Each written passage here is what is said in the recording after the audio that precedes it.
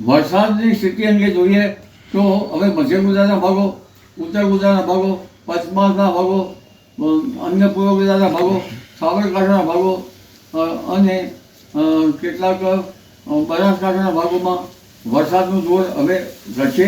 આમ છતાં વરસાદી ઝાપટા તો ચાલુ જ રહેશે. તારીખ 30-31 સુધીમાં પણ વરસાદી ઝાપટા ચાલુ રહેશે અને જૂનાગઢના ભાગોમાં હળવાથી ભારે વરસાદ ઝાપટા પડવાની શક્યતા રહેશે. બોટાદ, ગારિયાધાર, સાવરકુંડલા ભાગમાં હળવાથી ભારે વરસાદ ઝાપટા પડવાની શક્યતા રહેશે. પણ પશ્ચિમ સૌરાષ્ટ્રના ભાગોમાં ભારેથી અતિભારે વરસાદ થવાની શક્યતા રહેશે. પોરબંદર, દ્વારકા અને ઓખામાં ભારે વરસાદ થવાની શક્યતા રહેશે. પણ ઉલ્લેખનીય છે કે કચ્છમાં અત્યંતિક ભારે વરસાદ થવાની શક્યતા રહેશે અને આ સિસ્ટમ કચ્છના માર્ગે થઈને ધીરે ધીરે અરબી સમુદ્રમાં થઈને પાકિસ્તાન તરફ જવાની શક્યતા રહેશે. પરંતુ ત્યાર પછી સપ્ટેમ્બર માસમાં પણ એક પછી એક સિસ્ટમ બની રહેશે, જેમાંથી 2 થી 5 સપ્ટેમ્બરમાં રાજ્યના કેટલાક ભાગોમાં ભારે વરસાદ થવાની શક્યતા રહેશે.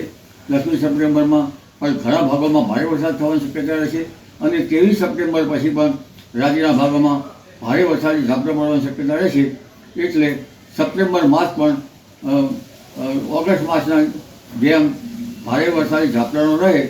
અલબત્ત ઓગસ્ટ માસથી કંઈક વરસાદી ઝાપટા હળવા થાય પણ ગાજવીજનું દૂર રહી શકે. જી.